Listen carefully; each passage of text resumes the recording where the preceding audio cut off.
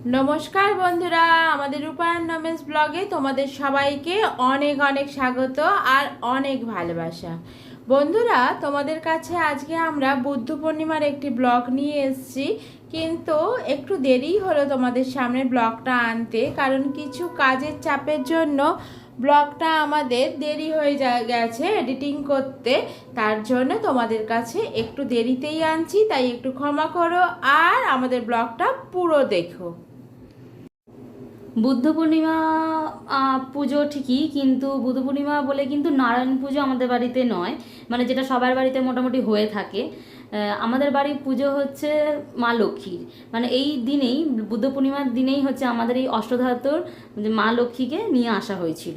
তো সেই কারণে আমরা প্রত্যেক বছর বুদ্ধ পূর্ণিমার দিন আমাদের মা লক্ষ্মীর পুজো করা হয়। পুজো বলে সমস্ত ঠাকুরকে হচ্ছে ভালো করে স্নান করিয়ে পরিষ্কার করা হয়ে গেছে। মা হচ্ছে এবার এদেরকে হচ্ছে সুন্দর করে কাপড় পরিয়ে দেবে পুজোর আগে। তাহলে চলো বন্ধুরা, কিভাবে জোগাড়যন্ত্র করা হয় সেটা তোমাদের সাথে শেয়ার করি।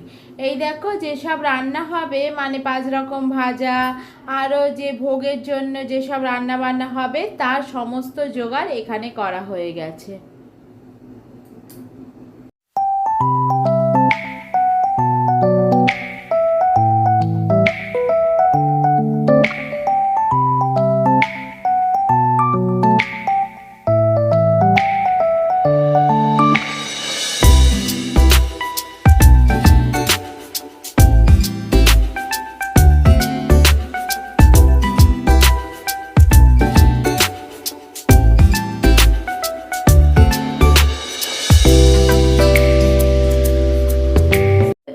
তাহলে ভালো, আগে সবজিগুলোকে আমরা কেটে কুটে নিই, তারপর আবার তোমাদেরকে সব কিছু দেখাচ্ছি। এই যে কাটা হয়ে গেছে, পুজোর জন্য হচ্ছে ভোগে যে 5 রকম ভাজা দিতে হয়, সেই 5 রকম ভাজা হচ্ছে কাটা হয়ে গেছে, হলুদ নুন এইসব মাখিয়ে নেওয়া হয়েছে। এবার এগুলো রান্না হচ্ছে আমরা বসিয়ে দেবো। আচ্ছা, এগুলো তো বসাবোই দিদিভাই, চলো মা মনে ঠাকুরের মনে জামা কাপড় বের করে মনে বাছাবাছি করে কোনটা পরাবে, চলো একটু দেখি। বন্ধুরা দেখো, মা এখানে বুঝেই উঠতে পারছে না ওদের কোন জামাটা পরাবে আর কোনটা পরাবে না, তাই আমাদের ডাকলো চলো একটু ঠিক করে দিই যে কোন জামাটা পরাবে। আমি তো বলছি এইটাই মা লক্ষ্মীকে পরাও, বেশ ভালো লাগবে আজকে পরালে। আরও ওদের অনেক অনেক শাড়ি আছে, জামা আছে, সেগুলো অন্য একদিন তোমাদের অন্য একটা ব্লগে তোমাদের সাথে শেয়ার করব। তাহলে মা আজকে সারাদিনই মোটামুটি ওদের সাজগোজে পেছনে টাইম দেবে, আর আমাদের তো দাঁড়িয়ে থাকলে হবে না, কারণ ওইদিকে ভোগের অনেকগুলো রান্না আমাদের করতে হবে। তাই চলো আমরা রান্নাগুলো সেরে ফেলি। এই দেখো, আমাদের ভাজাভুজিগুলো বসানো হয়ে গেছে। কুমড়ো ভাজা হচ্ছে এখানে, আর ওই সাইডে মানে গ্যাসের ওই সাইডে দেখো আলুর দমের জন্য আলু সেদ্ধ বসিয়ে দিয়েছি, কারণ অনেকটা আলু তো, তার জন্য একটু সেদ্ধ করে করলে খুব সুবিধে হয়, তার জন্যই আর তাড়াতাড়িও হয়ে যাবে। এই দেখো, আবার মা ডাকছে, চল নমি যাই, মা কোন কীরকম পড়িয়েছে দেখে আসি। হ্যাঁ চলো, এই তো মা শুরু করে দিয়েছে। এই দেখো বন্ধুরা, মা কীরকম যত্ন করে ওদেরকে জামা কাপড় পরাচ্ছে। তাহলে মা সাজাক ওদেরকে, আমরাও ওদের রান্নাবান্না শেষ করি, আর মায়ের পুরোটা সাজানো হয়ে গেলে তোমাদের আবার দেখাবো।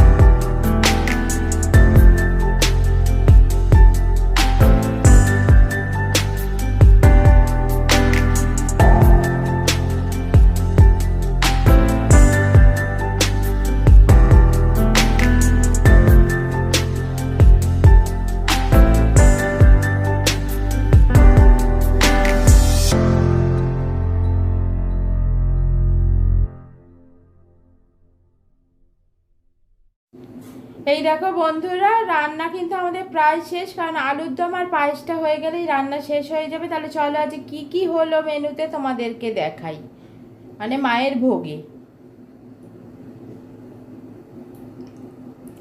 এই দেখো এখানে সব রান্না বান্না হয়ে গেছে, রেখে দিয়েছি। এবার দেখো এক এক করে দেখাই। এখানে হচ্ছে ফ্রাইড রাইস,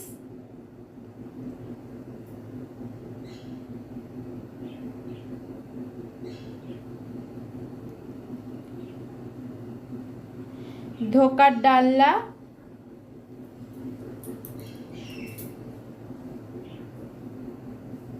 পাঁচ রকমের ভাজা, এখানে 7 রকম 9 রকম যে যেমন পারবে দিতে পারো, আলুর দম,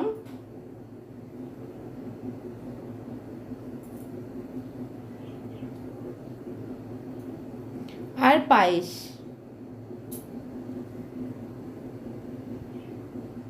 অবশ্য আর একটা জিনিস হয়েছে যেটা এখনো তৈরি হয়নি, সেটা হচ্ছে লুচি। লুচিটা ভাজা এখনো হয়ে ওঠেনি।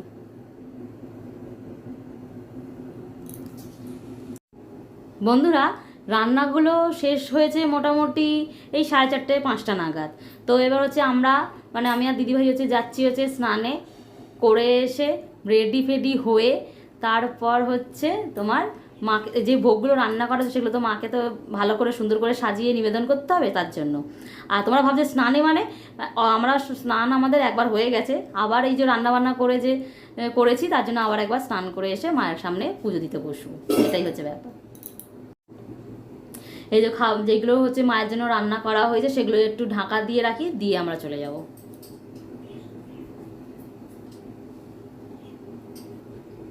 কি করে শোবো? কেন তোর সাথে শুতে হবে আবার? এসে হচ্ছে তারপরে আবার ফল কাটতে হবে, না, তো সেইটারও ব্যবস্থা করতে হবে। চলো দিদি ভাই তাহলে যাই। হ্যাঁ চল, এসে পুজোর জোগাড় করতে হবে।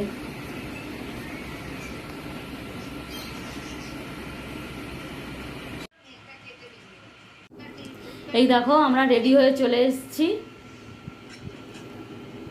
দেখেছো? আর কিভাবে গোছানো হবে সেগুলোও তোমাদের সঙ্গে শেয়ার করছি, তোমরা দেখতে থাকো।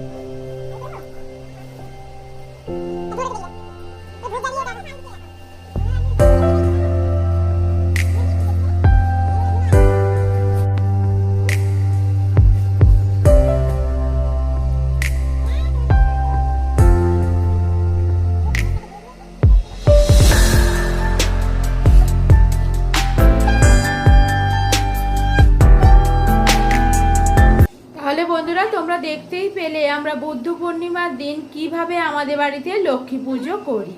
তাই জন্য আমাদের ব্লগটা যদি তোমাদের ভালো লেগে থাকে তাহলে অবশ্যই লাইক কমেন্ট শেয়ার করবে আর প্রচুর প্রচুর সাবস্ক্রাইব করে আমাদের পরিবারের সদস্য হবে। তাহলে তোমরা সুস্থ থেকো, ভালো থেকো আর নেক্সট ব্লগের অপেক্ষায় থেকো। তো বন্ধুরা, দিদিভাই যেরকম বললো, শুধু বেশি বেশি করে কিন্তু আমাদের ব্লগটা দেখবে আর আমাদেরকে বেশি বেশি করে ভালোবাসা দেবে। আর তোমরা অবশ্যই ভালো থাকবে, সুস্থ থাকবে। দেখা হবে নেক্সট ব্লগে। এখনও এখানকার মতো টাটা।